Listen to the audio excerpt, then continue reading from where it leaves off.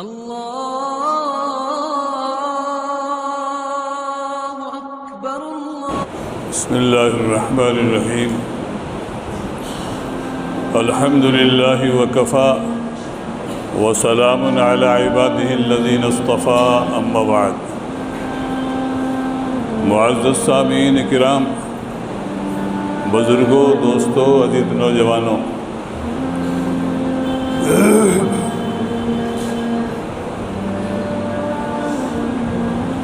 ہمیں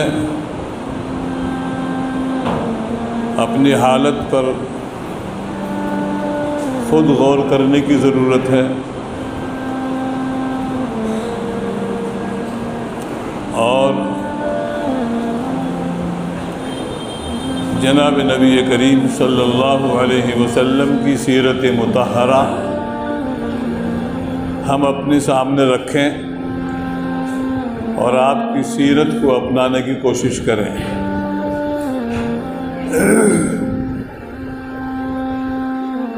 مسلمانوں کی کامیابی پہلے بھی اور آج بھی اور آئندہ بھی اسی چیز میں منحصر ہے کہ وہ اللہ کے کلام کو مضبوطی کے ساتھ میں تھامیں اور جناب نبی کریم صلی اللہ علیہ وسلم کی سیرت کو اپنی زندگی کے اندر داخل کرنے کی کوشش کریں،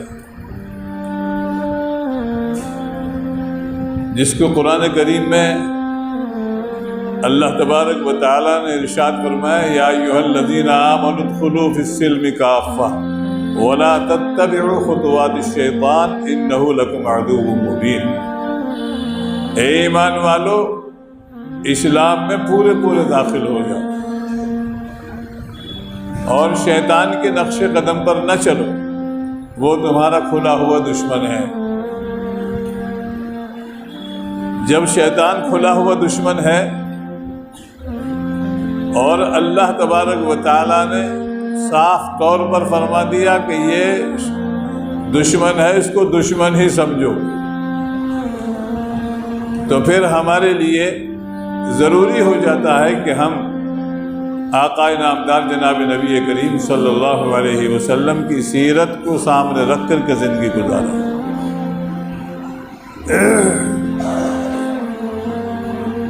اور ہم آپس میں اس طرح رہیں سہیں جس طرح بھائی لوگ رہا کرتے ہیں، آپس میں بھائیوں کی طرح ہم زندگی گزاریں۔ معاملے کی بات اگر آ جائے تو معاملہ تو اجنبیوں کی طرح کرنا چاہیے ہمیں، یعنی لکھت پڑھت کے ساتھ میں کوئی معاملہ کرنا ہے تو لکھت پڑھت کے ساتھ میں کرنا چاہیے۔ اگر آپ کاروبار کر رہے ہیں،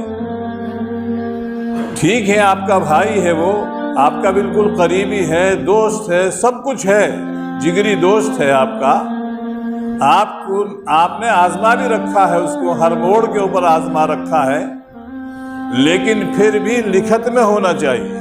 جو معاملہ بھی کریں آپ لکھت کے اندر ہونا چاہیے۔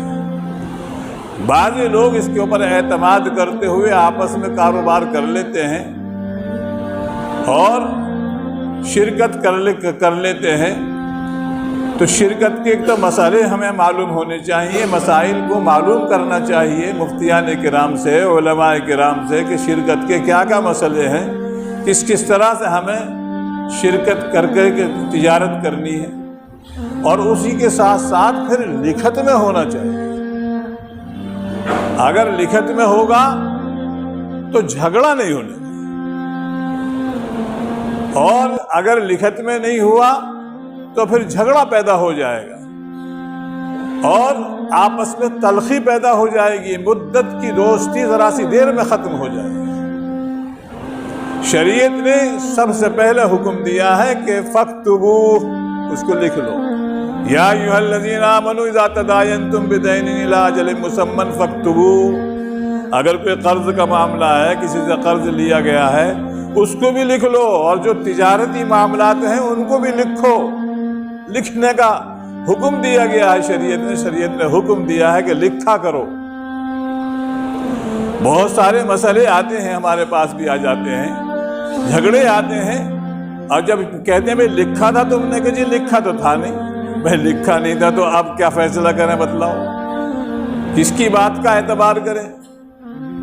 لکھا ہوا ہونا چاہیے، اگر لکھا ہوا ہوگا تو پھر جھگڑا پیدا نہیں ہونے کا۔ شریعت کا ایک اصول ہے کہ رہو تو آپس میں بھائی بھائی کی طرح پر، لیکن معاملہ جب ہو تو معاملہ اجنبیوں کی طرح کرنا چاہیے۔ یہ نہیں ہونا چاہیے میں ہم سے ہمارے اوپر اعتبار نہیں ہے جو لکھ رہے ہو، ہمارے اوپر اعتبار نہیں ہے کیا لکھ رہے ہو؟ نہیں، شریعت کا حکم ہے لکھو۔ ابھی ہم اس مسئلے سے بھی واقف نہیں ہیں، تو شریعت کے قوانین کو ہم اپنے سامنے رکھ کر کے زندگی گزاریں گے تو امن اور سلامتی والی زندگی ہوگی ہماری، اور پھر جھگڑے پیدا نہیں ہوں گے۔ اور بتا کہ رہو سہو آپس میں بھائی بھائی کی، تعاشروا کالاخوان، آپس میں بھائی بھائی بن کر کے رہا کرو، بھائی بھائی بن کر کے زندگی گزارا کرو، ایک دوسرے کی غمخواری کیا کرو، ایک دوسرے کے کام آیا کرو۔ لیکن جب معاملہ پڑ جائے، تجارت کا، کاروبار کا، کوئی معاملے کی بات آئے تو معاملے میں یہاں وَتَعَامَلُوا کَالْأَجَانِبِ، معاملہ کرو ایسے جیسے کہ اجنبیوں کے ساتھ میں ہوتا ہے، پھر ایسے ہو جاؤ جیسے ہم پہچانتے نہیں ہیں۔ نہیں، اب تو لکھنا پڑے گا، لکھ کر کے زندگی گزارو گے تو کام صحیح ہوگا، کام نہج پر ہوگا، صحیح ہوگا، اور پھر آپ کو شریعت کی باتوں کا جو ہے یہ بھی دل کے اندر یہ آئے گا کہ ہاں شریعت کی باتیں جو ہے کتنی اہم ہیں ہمارے لیے، شریعت کی باتیں کتنی اہم ہیں، اس کی اہمیت ہمارے دلوں کے اندر جاگے گی۔ تو شریعت نے یہ قانون بنایا ہے کہ جب تم معاملہ کرو تو اجنبیوں کی طرح کرو، لیکن لکھا کرو، لکھنے کا حکم دیا گیا ہے۔ بہت سے کاروبار ہم کرتے ہیں، بہت سارے کاروبار آج کل چل بھی رہے ہیں، لیکن ہم بغیر پوچھے اپنی مرضی سے کام کرتے ہیں، پوچھتے نہیں شریعت کا حکم کیا ہے اس میں۔ اگر ہم پوچھیں تو اس میں بہت سارے مسائل میں کچھ گنجائش بھی نکل جاتی ہے، ایسا نہیں گنجائش نہ نکلتی ہو۔ اگر پوچھیں، ایک تو یہ کہ بھائی اس طرح سے کرو تو ناجائز، اور اگر اسی کام کو دوسرے طریقے سے ہم کرنا چاہیں تو جائز بھی ہو جاتا ہے۔ مفتیان کرام اس کے اندر راہ نکال دیتے ہیں، لیکن ہم پوچھتے نہیں اور ناجائز کاروبار کرتے رہتے ہیں، ناجائز کاروبار کرتے ہیں۔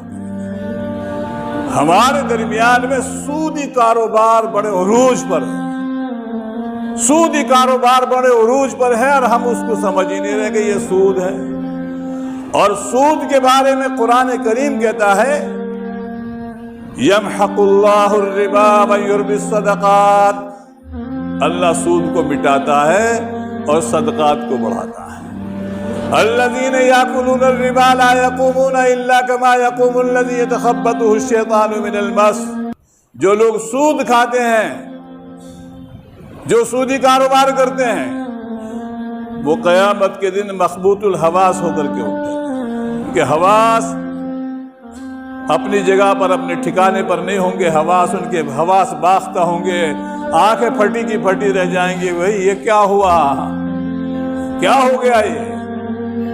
تو اس سودی کاروبار کی نحوست ایسی ہوتی ہے کہ علاقے کے علاقے تباہ ہو جاتے ہیں، علاقے کے علاقے تباہ ہو جاتے ہیں۔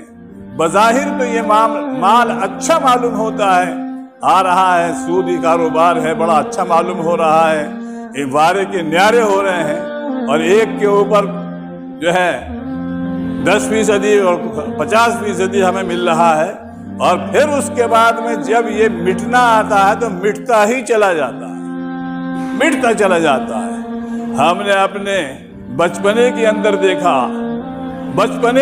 دیکھا کہ جن لوگوں کے اندر دھڑوں سے سکے، چاندی کے سکے تلتے تھے، بچپنے میں ہم نے اپنے دیکھا ہے، دھڑوں سے چاندی کے سکے تلتے تھے اور سودی کاروبار کرتے تھے، ان کی نسلوں کے اندر تباہی آ گئی، نسلیں مٹ گئیں، فقیر ہو گئے، زمینیں بک گئیں، جائیدادیں بک گئیں، ہم نے اپنی زندگی میں دیکھا ہے۔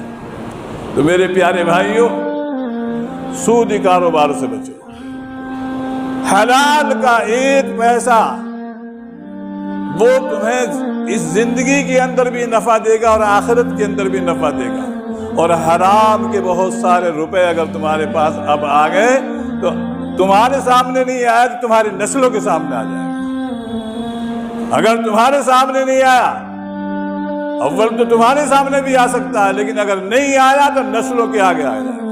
ایک پیڑھی کے اندر نہیں تو دوسری پیڑھی کے اندر صفحہ بالکل۔ قرآن کریم کا فیصلہ ہے یمحق اللہ الربا ویربی الصدقات، اللہ سود کو مٹاتا ہے، سود تو مٹ کے رہتا ہے۔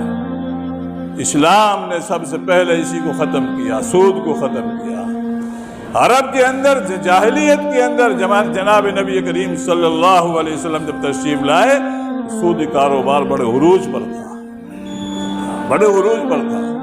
جناب نبی کریم صلی اللہ علیہ وسلم نے سود کو ختم فرمایا کہ میں حضرت عباس کا جو سود ہے اس کو ختم کرتا ہوں، ختم کر دیا، سودی کاروباروں کو ختم کر دیا، بالکل ختم کر دیا۔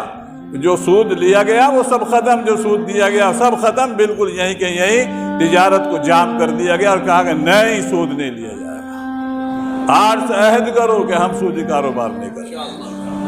اللہ تعالی ہم سب کو عمل کی توفیق عطا فرمائے۔